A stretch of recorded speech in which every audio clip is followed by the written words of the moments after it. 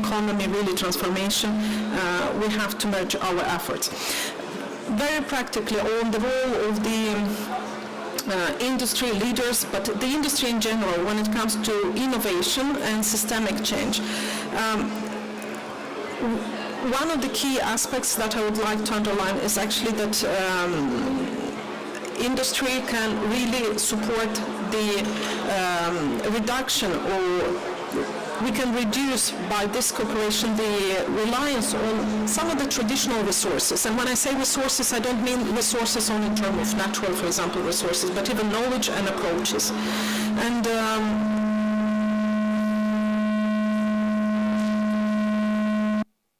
somehow this one is the...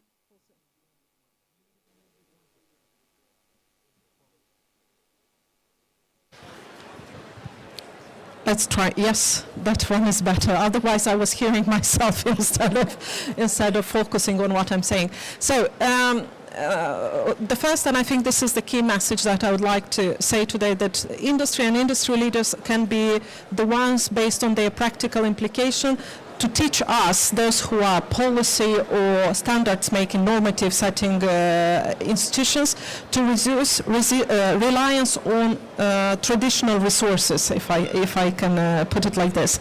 One example that comes immediately to my mind, because we had recently in Brussels with our team cooperation exactly, or we hosted key industry leaders to discuss how we can better cooperate on circular economy, and it was the steel.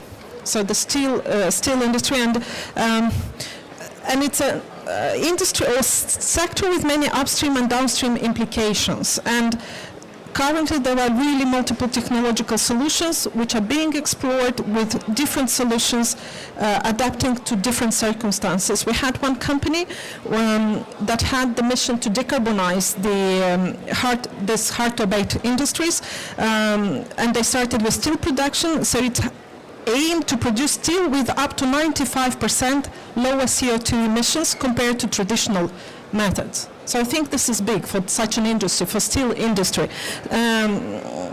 And this reduction is achieved by replacing coal with green hydrogen in the steel making process, so emitting only water vapor instead of carbon dioxide. This is a very practical example. It was driven by whom? Was it by us? Yes, in a certain way. No, it was by us. You say no, it was by us because we set the platform for this discussion, but in the end it was the solution that was given by the industry. So energy is a big sector where we can see how the industry has pushed for important processes with steel. Several companies are really building gigafactories across the UNICE member states for the production of batteries using different technologies. The electrification of a number of energy services, again a crucial step in the energy transition, and providing sufficient energy storage equipment is also what is fundamental to drive this transformation. We have to do this in the energy sector at the same time with minimal needs for critical minerals. You know, critical minerals is the new, not new, it's an old new trend, as I call it, because we've been working for many years on this in order to unify the classification, the standardization when it comes to the critical minerals. But we are now discussing quite a lot how to reduce and to make it more circular the use of critical minerals such as cobalt, lithium, rare earths, and other, which really is both for the economy, it's a matter of economic concerns, but also environment as well. Transport, yet another field where we have seen transport and mobility, where we have seen the industry driving forward the change. We have seen a prime example. I won't name the companies, but you all know how the systemic change in greening transport in this large-scale shift to electric vehicles fleet by logistic giants is happening now. So by transitioning their delivery fleets to electric vehicles, these companies not only reduce their carbon footprint, but also drive demand for EV manufacturing. So this has also put us to improve and really influence the policy. So it has influenced the policies that support EV adoption and industry benchmarks, and putting benchmarks also for emissions and reducing emissions. Digitalization in value chains. Real-time data availability, real-time availability of data throughout value chains can really transform the trade processes in multiple dimensions. In terms of fostering sustainability, by generating more than 100 pledges from companies and stakeholders from around 30 countries, and involving more than 750 industry actors, we have managed to advance this concept of sustainability in the value chains.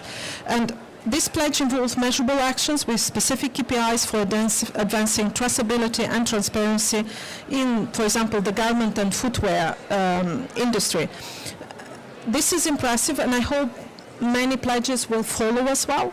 And what I wanted to also highlight, that in our work in enhancing trade efficiency, by promoting, we try to do this by promoting uptake of digital standards. And in July this year, in the margins of our joint event UNCFACT with the International Chamber of Commerce, we have launched a joint call for action exactly for this, to accelerate the adoption of globally interoperable data exchange standards.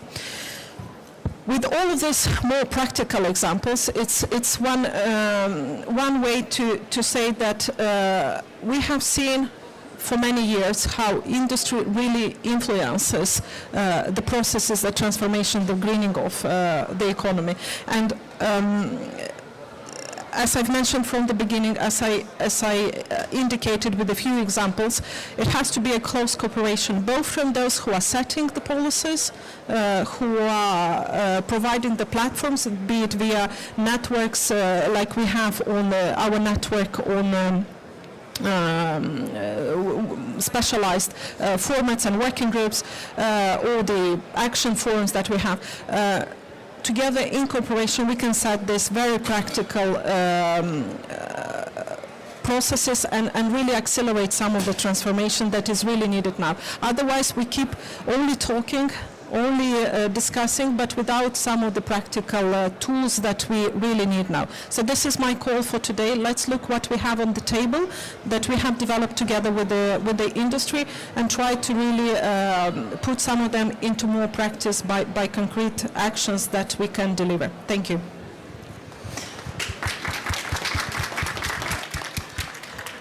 Thank you so much. And I think there are a couple of items that we should take to our discussion, especially the one on how to become more practical. So less talking, more doing. But let me now introduce our second keynote speaker for the panel. And we are very happy that you can be here. So Mr. Firadi, he's the Director of Cooperation, Partnerships, Communication at the Moroccan Ministry of Energy Transition and Sustainable Development. And he now will share his perspective on this matter. Thank you so much for being here. Thank you, Sir. Thank you very much. Good morning, everybody. Executive Secretary, distinguished guests, ladies and gentlemen. It's a great privilege for me to join you at this high-level roundtable as we accelerate global efforts to transition toward green economies. The role of industry in driving systematic transformation and fostering innovation is increasingly vital. The transition to green economy involves better integration of the environmental dimension into all existing economic sectors and the creation of a new industry based on the circular economy, renewable energies and energy efficiency, offering major opportunities, particularly in terms of creating wealth and jobs and stimulating innovation.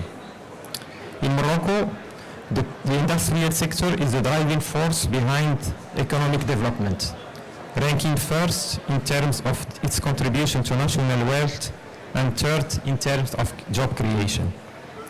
That's why industry stands as a central pillar in our journey towards sustainability. the National Strategy for Sustainable Development, which aims to ensure the country's transition to green and inclusive economy by 2035, makes green industrial acceleration a priority. Our commitment to a low-carbon economy is evident in Morocco's National Determined Contribution, NDC, and National Low-Carbon Strategy, which lay out pathways to achieve carbon neutrality by 2050. We recognize that progress requires not only reducing emissions, but fundamentally rethinking industrial systems to foster a resilient and inclusive transition. Today, Morocco's industrial sector contributes approximately 19% of national emissions, a figure projected to rise to 21% by 2050 without intervention. To address these trends, Morocco is scaling investments in clean technology, renewable energy, and sustainable production practices, prioritizing collaboration with the private sector to unlock green finance. Our national low-carbon strategy outlines specific milestones and decarbonization targets, integrating them into Morocco's broader development frameworks, including our new model development for 2035. This roadmap encourages an inclusive, innovation-driven transition with input from public, private, and civil society stakeholders. Our approach to green industrial transformation is rooted in 4 key pillars. The first one, renewable energy and green hydrogen. We aim to decarbonize our energy supply with a target of 96% of renewable electricity by 2050. Green hydrogen plays a crucial role in this vision, offering clean solutions to decarbonize heavy industry and transport. The other pillars are energy and resource efficiency, sustainable infrastructure, and data and transparency. In collaboration with the Ministry of Industry and Trade, we set up the Industrial Decarbonization Program and start to implement a portfolio of projects aimed at equipping the Kingdom's industrial zone with renewable energy projects. The projects carried out to date have been made possible thanks to the appropriate legislative, regulatory, and institutional framework that has been developed, as well as the enabling business environment, which facilitates investment procedures, strengthening transparency. The low-carbon energy mix is an essential lever for the decarbonization and the source of industrial and commercial opportunities. Increasing the share of renewable electricity and the electrification of end users are the main levers for decarbonizing the energy mix in industry, construction, transport, and agriculture. In parallel with the development of renewable energies, Morocco is continuing its efforts to promote energy efficiency with a view to improving the competitiveness of our economy and industrial activities. The industrial sector's energy demand is set to grow, especially in areas like chemicals, food processing, and construction. Desalination too is projected to represent 15% of industrial electricity demand by 2050. In parallel, emissions from non-energy activities are expected to rise, underscoring the need for clean innovation across subsectors. Distinguished guests, the leadership of industry is essential in achieving our green economy goals. Morocco is committed to advancing this vision through decisive policy, partnership, and innovation, confident that our efforts will drive sustainable growth and inspire transformative change in the region. Let us work together to turn our ambitions into actions and build an industrial landscape where sustainability, innovation, and prosperity go hand to hand. Thank you for your kind attention.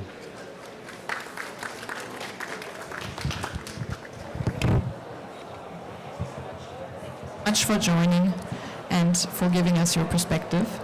And now, coming from the representatives from either government or multilateral organizations, we would like to hear what actually business leaders might need to drive innovation and systemic change. The microphones, they just don't like us.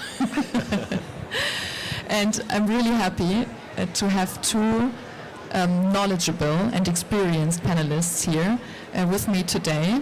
And let me start with Volkan Kara. He is in the board of directors at Bain Company, so he knows what leaders keeps them awake at night. And he is actually serving a lot of first-tier companies in the boards, like working with CEOs every day. And before joining the consulting business, he also has been with